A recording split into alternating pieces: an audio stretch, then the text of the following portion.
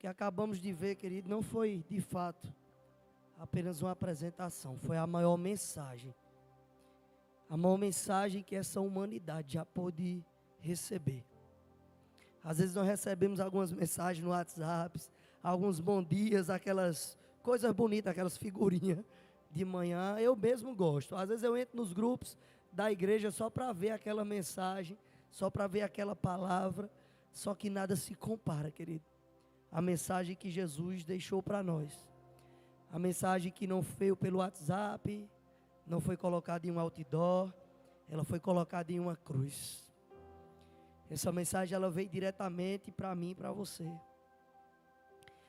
E nada que eu diga pode ministrar melhor do que o que essas crianças ministraram aqui para nós essa noite. Eu só vou me atentar aqui a ler as escrituras, para que embase ainda mais forte no seu coração aquilo que nós assistimos aqui. Ano após ano, talvez você assista vídeos, imagens dessas apresentações que mostram e relembram para nós. Mas de fato, irmãos, isso é uma memória. Uma memória que realmente tem que ser inesquecível. Uma memória que tem que ser repetida quantas vezes for necessária. A Bíblia diz em 1 Coríntios, no capítulo de número 1, verso de número 18 ao 23. Abre a palavra para a gente ver.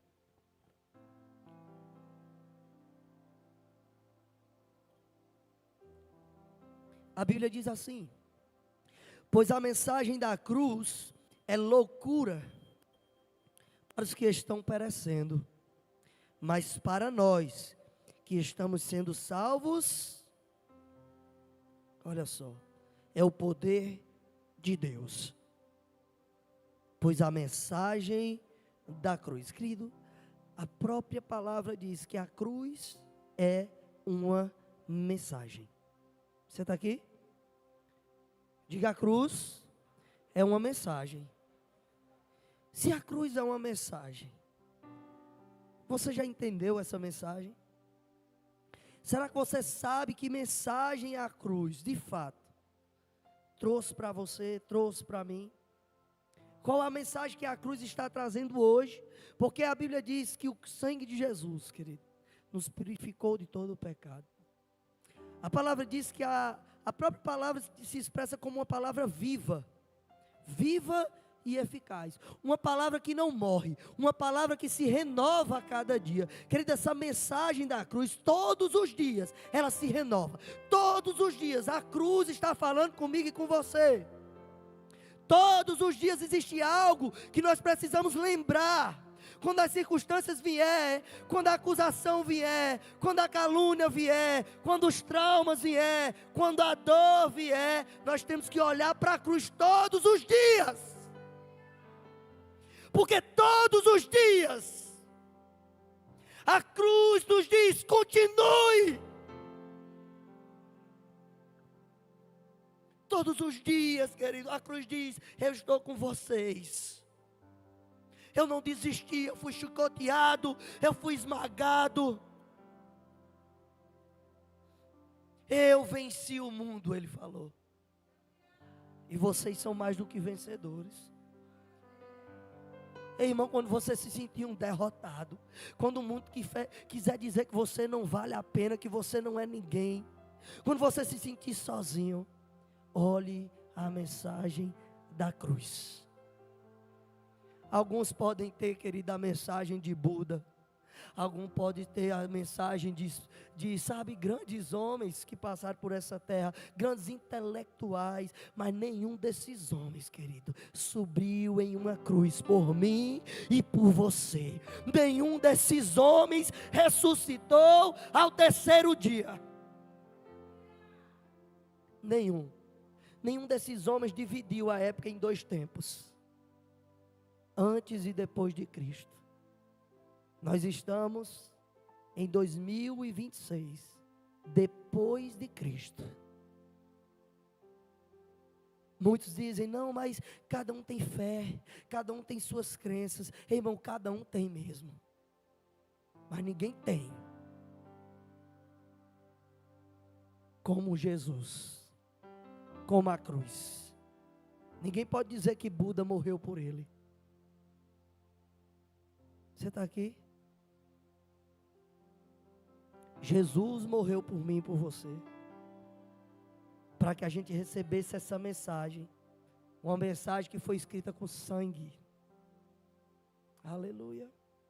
E ele continua dizendo, 1 Coríntios 1, ele diz que essa mensagem é poder de Deus, pois está escrito: destruirei a sabedoria dos sábios e rejeitarei a inteligência dos inteligentes. Onde está o sábio? Onde está o erudito? Onde está o questionador desta era? Acaso não tornou Deus louca a sabedoria do mundo? Visto que na sabedoria de Deus o mundo não conheceu por meio da sabedoria humana. Agradou a Deus salvar aqueles que creem por meio da loucura da pregação. Os judeus pedem sinais miraculosos e os gregos procuram sabedoria. Nós, porém, pregamos Cristo crucificado, o qual de fato é escândalo para os judeus e loucura para os gentios. Esse Jesus, querido, que nós cremos, é loucuras, é doideira para muita gente, é questionável, porque as pessoas querem entender, os intelectuais, o que é que ele está dizendo aqui? As pessoas que se acham sábias e eruditas, e estudiosos, e inteligentes, ela procura Jesus por meio da sua sabedoria.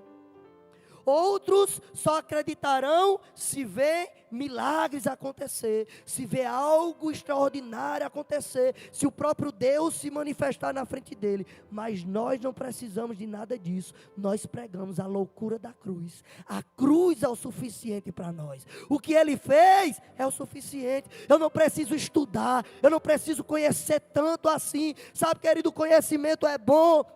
O estudo é bom, os milagres nós precisamos, mas se Jesus na cruz não for suficiente para você, nada será. Não importa o tanto que você conheça Jesus, não importa se você vai ser curado, não importa se você vai ser rico, se você vai ter suas contas pagas, se Jesus não for suficiente para você, nada vai ser. Não vai existir igreja boa, não vai existir pastor bom, porque quando nós olhamos para a cruz, irmãos, ela nos ilumina, e a Bíblia diz que se seus olhos forem bons, todo o seu corpo terá luz. Mas quando você não é uma pessoa que olha para a cruz, tudo que você vê é mal. O mundo é mau, a igreja é mau, as pessoas são maus. Mas quando você vê as coisas através da cruz, aleluia, você não vê como o mundo vê. Você se pergunta como Jesus morreu por Barrabás. Barrabás, como foi representado aqui, ele diz: condenado era eu. Eu era condenado. Eu é quem deveria estar na cruz. Mas ele foi julgado em meu lugar.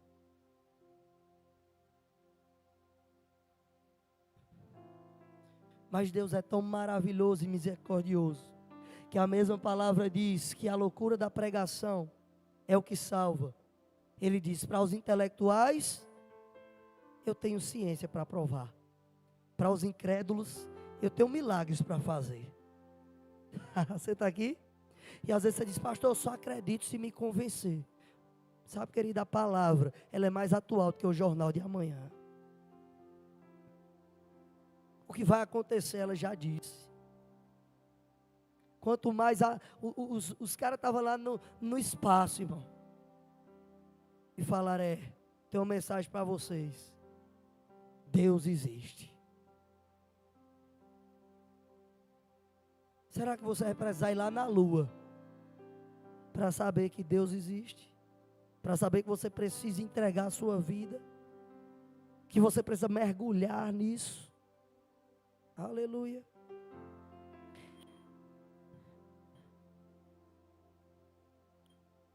Mas por que Jesus precisou vir à cruz?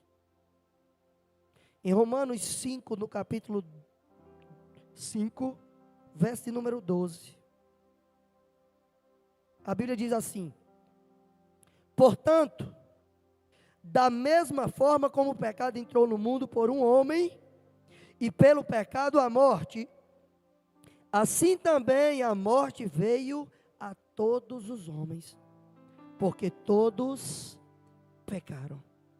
Diga: a morte entrou por um, porque um pecou, todos pecaram. Diga: porque um morreu, todos morrem. Então veja, irmãos, a morte não foi uma invenção de Deus, não foi um querer de Deus. A morte foi uma consequência do pecado. O pecado foi uma decisão do homem. Pecado é desobediência. O homem tinha a opção de obedecer, mas ele preferiu desobedecer. E a Bíblia vai dizer em Efésios, no capítulo de número 2, verso de número 1 ao 3. Eu vou ler com você. Ele diz: vocês estavam mortos em suas transgressões e pecados, nos quais costumavam viver, quando seguiam o presente ordem deste mundo, e o príncipe do poder do ar. Ele diz: anteriormente todos nós também vivíamos entre eles, satisfazendo as vontades da nossa carne. Como os outros, éramos por natureza merecedores da ira. A Bíblia diz, querido, que nós éramos por natureza. Veja, o primeiro homem, ele corrompeu a natureza dele. Ele corrompeu o DNA dele. E a Bíblia diz que a partir da natureza dele, a nossa natureza passou a ser uma natureza pecaminosa. A partir do momento que o ser humano já é gerado, ele começa a vida e já entra nele o processo de morte. Porque a morte entrou, você está aqui? Agora mesmo nós estamos vivendo e ao mesmo tempo perecendo. Ao mesmo tempo você está aqui respirando e se alegrando, e em comunhão, e se esforçando para esquecer que a sua vida está passando, e que você está morrendo agora mesmo. A cada minuto, nós estamos morrendo. Você está aqui?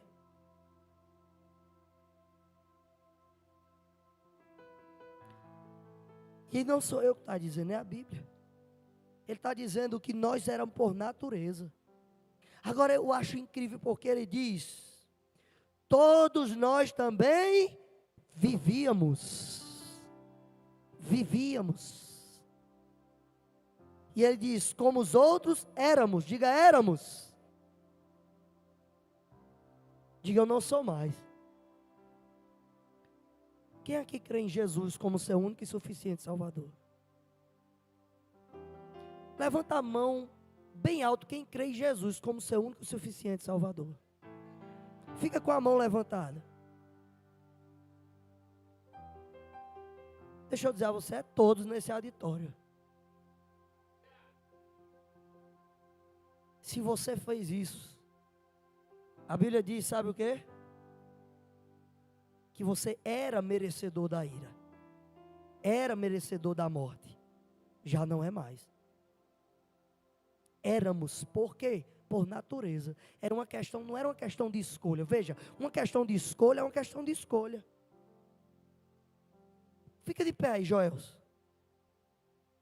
Olha, quando tu nasceu, tu escolheu ser moreninho, bonitão desse jeito aí? Está no DNA? É uma questão de natureza. Você está aqui? Pode sentar, você é bonito, mas pode sentar.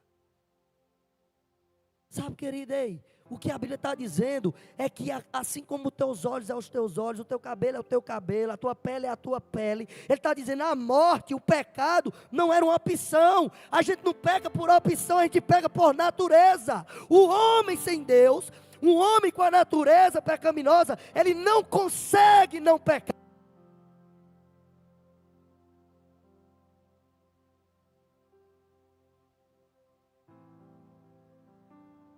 É uma questão de natureza. Aleluia. Aleluia. Você está aqui? E o que Jesus veio providenciar na cruz foi justamente resolver esse problema. Porque sem a cruz, querido, nós não teríamos opção. Você está aqui? Sem Jesus ter vindo, nós não teríamos opção, porque todos nós viemos de um homem que pecou e a sua natureza se tornou pecaminosa. E todos que vieram dele receberam o DNA do pecado. E todos pecam. Pronto. Então a única solução que existiria era nascer de novo. Essa é a mensagem da cruz. Só tinha uma opção para nós. Era morrer na velha natureza e nascer de novo. Para vir com uma natureza diferente. Você está aqui? E olha o que a Bíblia vai dizer.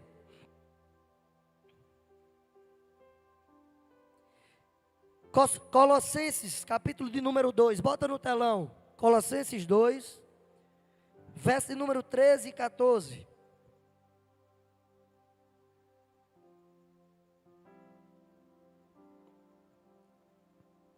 Quando vocês estavam mortos, querido, entenda uma coisa.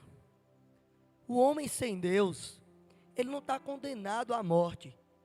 Ele já está morto. As pessoas que não entendem, não têm Jesus. Jesus não vai, Deus não está aqui para condenar elas ao inferno. As pessoas já estão condenadas. Já nascemos condenados. Você está aqui? Quando o homem peca, já era. Quando é que uma criança ela precisa se arrepender dos seus pecados? Quando ela começa a mentir.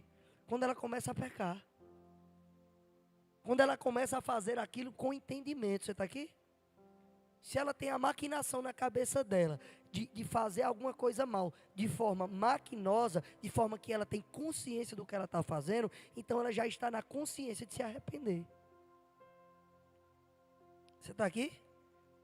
Meus filhos todos, querido, não foi porque são meus filhos. Filho de pastor não é crentinho, não. Você está aqui? Tiveram que confessar Jesus como seu Senhor.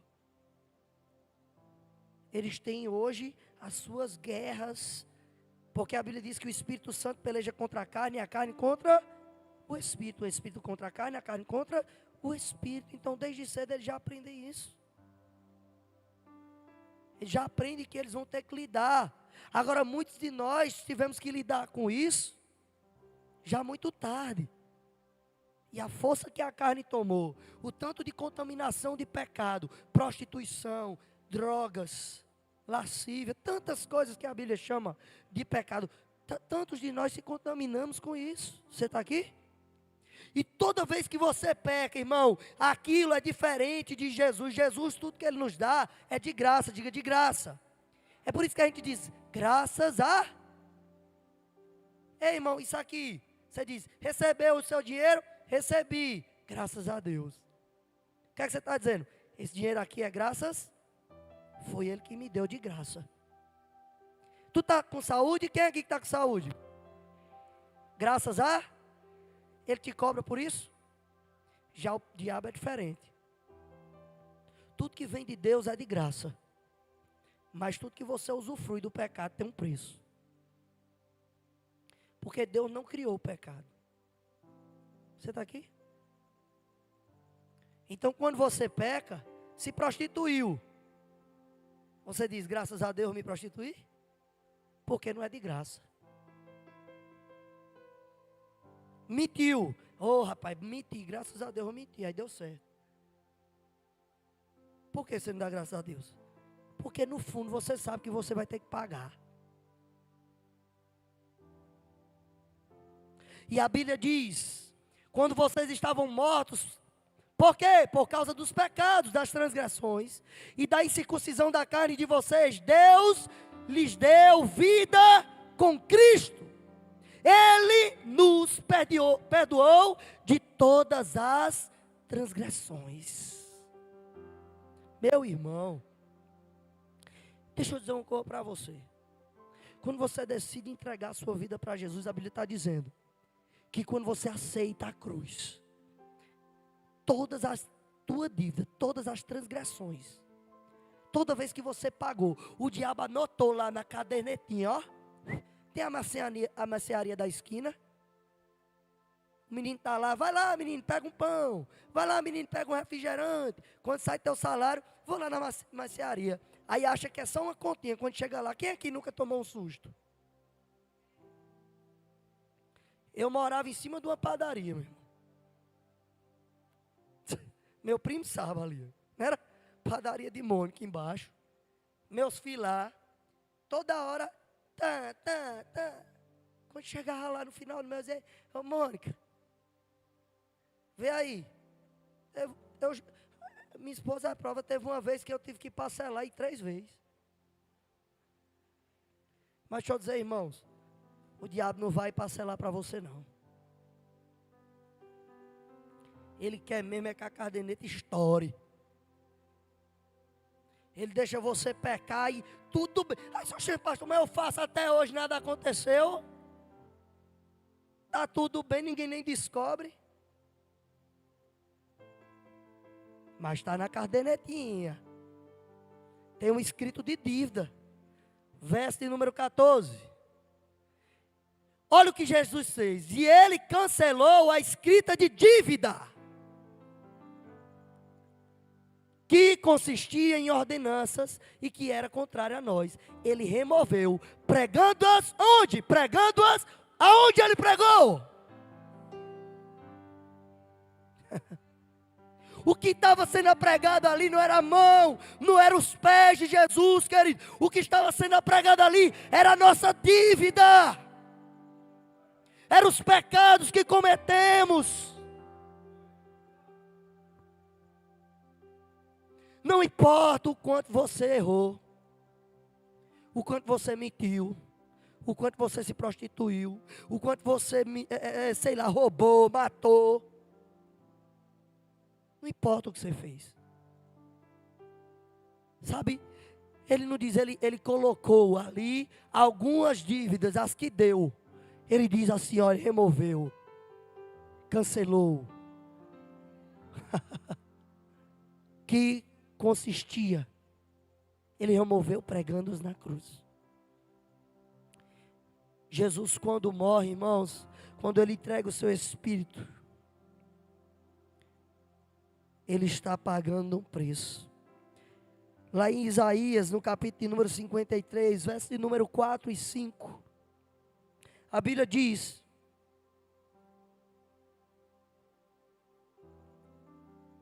Isaías 53, 4 e 5. Certamente ele tomou sobre si as nossas enfermidades e sobre si levou as nossas doenças. Contudo, nós considerávamos castigado por Deus, atingido por Deus e afligido. Ele, porém, foi transpassado por causa das nossas transgressões. Transpassados. O que é transpassado? Foi transpassado, ele foi furado de um lado a outro. Ele foi transpassado. Uma lança o perfurou, pregos o perfurou. Por quê? Por causa de algumas de nossas. Diga, foi por causa de mim. Foi por causa de você. Aleluia. O castigo que nos trouxe a paz estava sobre ele, e pelas suas feridas fomos curados. Ei, querida, quando você entende a mensagem da cruz, quando você aceita Jesus de todo o seu coração, ninguém pode lhe roubar a paz. Porque a paz que Ele nos deu a preço de sangue, Ele nos deu em uma cruz. E se a pessoa que está tentando tirar a sua paz não morreu em uma cruz por você, ela não pode tirar a sua paz.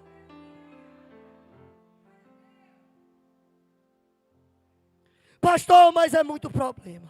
Pastor, mas é meu filho. Pastor, mas é meu marido. Seu marido, seu filho, seu pai, sua mãe não morreu por você. Ninguém pode tirar de você aquele que Jesus deu. Ninguém. Você está aqui? O castigo que nos trouxe a paz. Quando, irmão, nós abrimos mão daquilo que Deus fez. Quando você abre mão da paz que Ele te deu. Quando você abre mão da cura que Ele te deu. Você está fazendo pouco do sacrifício que Ele fez. Você está se desfazendo do que Ele fez. Na cruz Jesus não sofreu conosco, Ele sofreu por nós.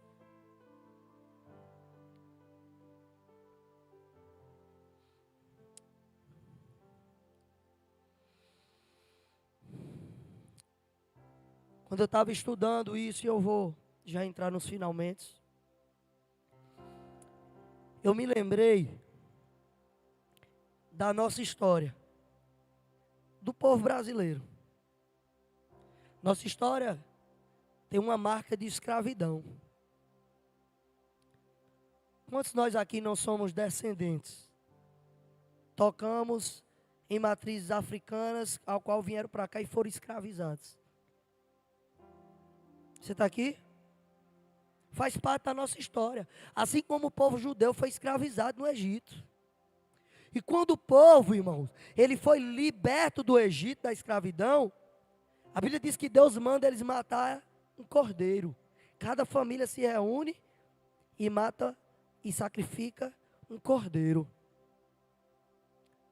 E aquele cordeiro, ele se torna o símbolo, se torna a mensagem, que se torna exatamente a Páscoa. E a Páscoa, ela é a ceia de libertação. A ceia que é a festa da liberdade. Que Deus providenciou. Você está aqui? E hoje, quando nós olhamos para a nossa história,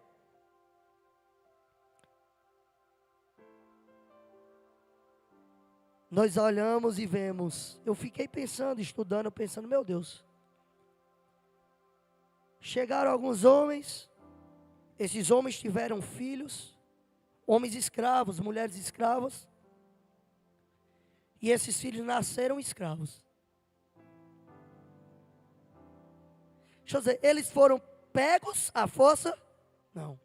Eles escolheram vir e se tornaram? Não. Eles nasceram. Por quê? Porque os pais eram. Nós vemos essas crianças aqui, ó. Quem é que já passou dificuldade na vida? Levanta a mão. Quem aqui já pecou? Tem uns que vão ser arrebatados hoje mesmo. Mas deixa eu dizer uma coisa para você. Essas crianças aqui, as nossas crianças, ela é responsabilidade minha e sua. Sabe por que sofremos e pecamos deliberadamente da forma que pecamos?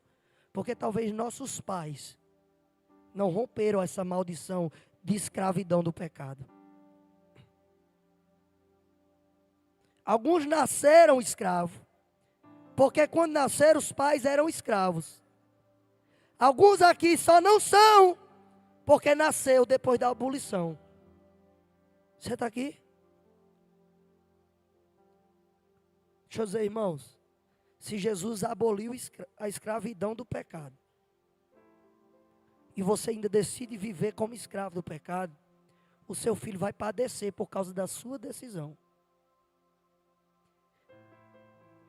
se você não acabar com a maldição da sua família, se você não acabar com a maldição de vício, de prostituição, de pecado, que tocou você através dos seus antepassados, ou você acaba com isso, ou isso acaba com você e acaba com suas gerações. Eu decidi, porque da casa do meu pai, de 8 irmãos, é 8, né, mãe?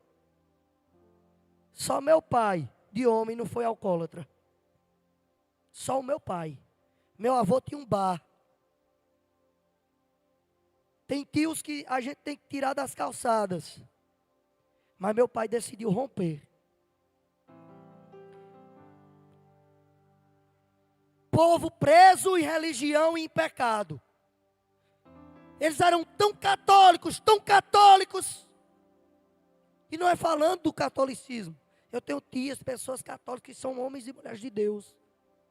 Eu estou falando da religiosidade. Assim como tem católico que é abestalhado, tem crente que é também. Que acha que sua placa de igreja, porque eu sou crente, grande coisa. O diabo também é.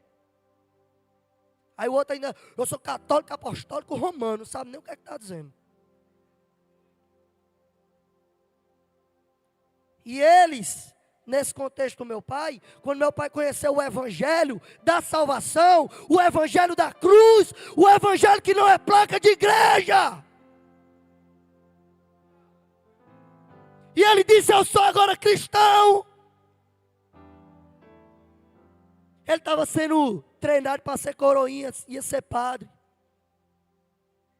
Ele contava isso. E ele foi expulso de casa.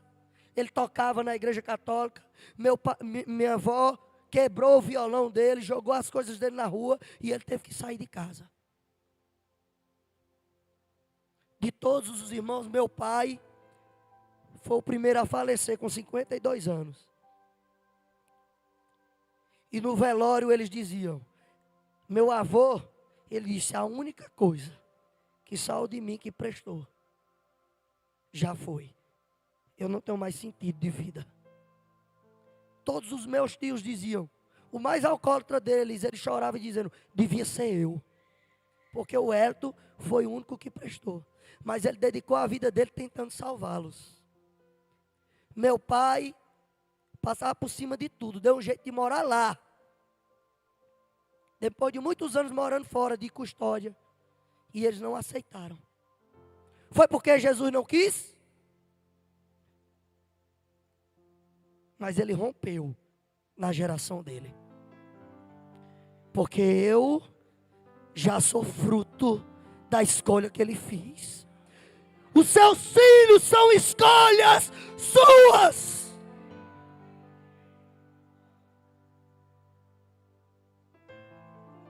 O que você decide hoje vai ecoar nas suas gerações, vai ecoar na sociedade. O que nós precisamos é de Jesus. Eu não preciso de igreja não, mas na igreja tem musical, na igreja tem salinha, na igreja tem palavra que doutrina teus filhos no lugar certo.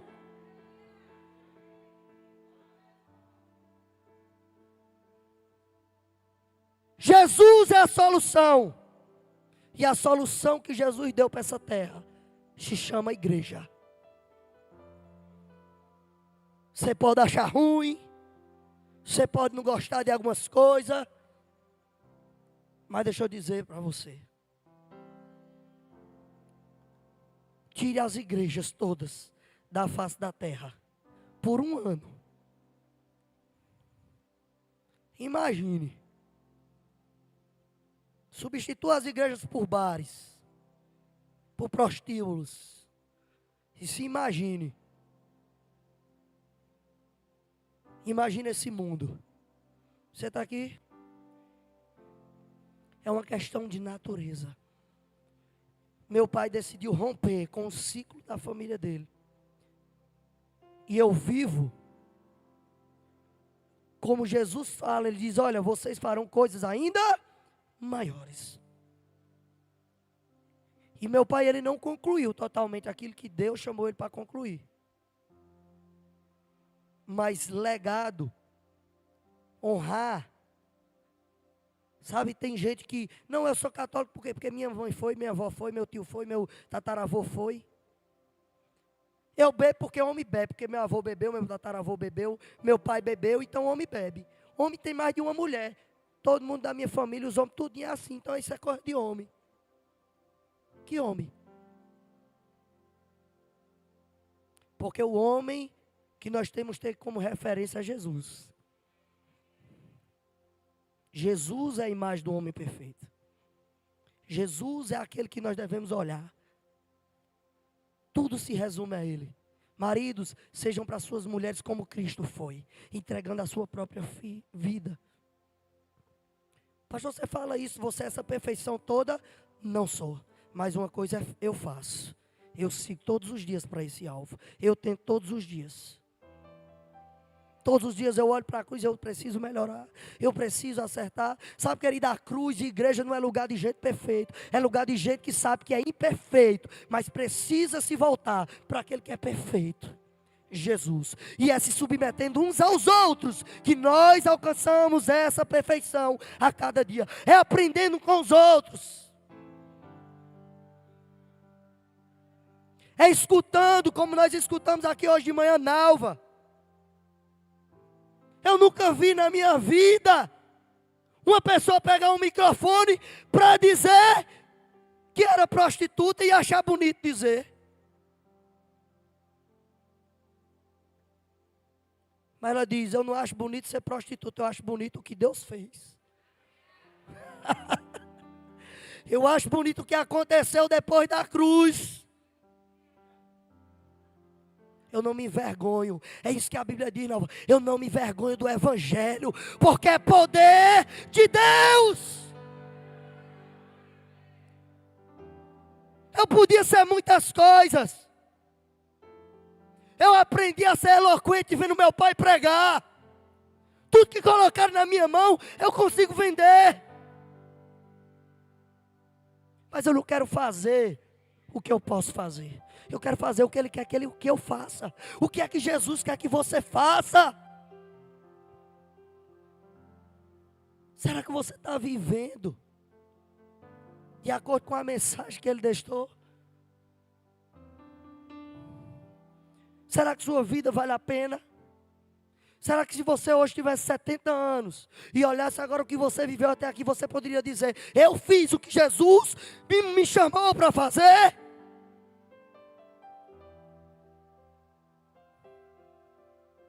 Todos os dias, irmãos, eu tenho que fazer essa reflexão. Todos os dias você tem que pensar nisso. Aleluia.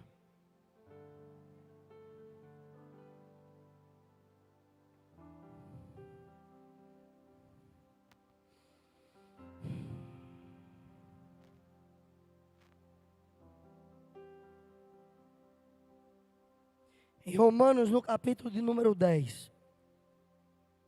Verso de número 9, a Bíblia diz. Eu estou contando tudo isso aqui para vocês. E minha mãe está ali, ó.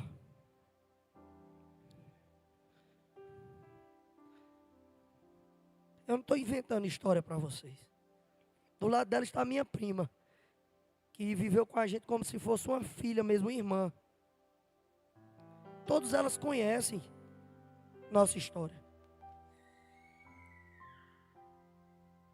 Morei na casa dela ainda.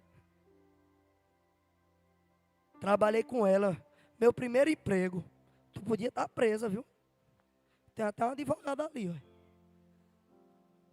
Ela tinha um restaurante e eu com 10 anos de idade, já era 10, 11 anos, era churrasqueiro dela.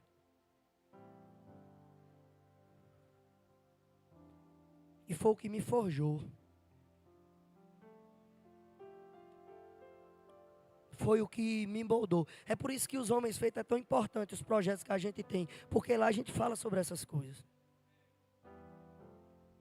Sabe, irmão, a IA está gerando uma geração muito artificial. E na hora que a verdade dos problemas se apresentar, não vai ter IA que resolva. A gente precisa olhar para uma realidade que não foi gerada por um IA, foi gerado na cruz. Foi gerado com sangue. E a Bíblia diz em Romanos, no capítulo de número 10, verso de número 9, diz assim: se você confessar com sua boca que Jesus é o Senhor e crer em seu coração que Deus o ressuscitou dentre os mortos, será salvo. Quem inventou esse protocolo? Foi uma igreja? Foi Deus. Porque Deus, eu acho que ele pensa assim: rapaz, o cara bebe num bar, pula carnaval, compra abadá, vai para cima do trio, chama cantor de gostoso. É a verdade, irmão. E não tem vergonha. No dia de aceitar Jesus, ô pastor, não vou porque eu tenho vergonha. Pois tu vai com vergonha para o inferno.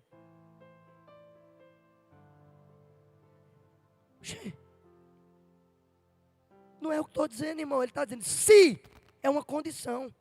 Se, com a tua boca confessar. Não é confessar uma igreja não, irmão. Mas Jesus disse, se você me confessar diante dos homens. Ah, pastor, eu confesso lá em casa. Eu oro e digo, Jesus, tu é bom. Não, dos, ainda está no plural. Ele diz assim, tem que ter testemunhas.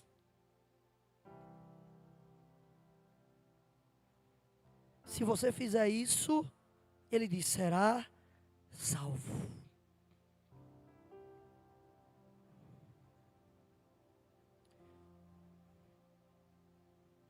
Fique de pé.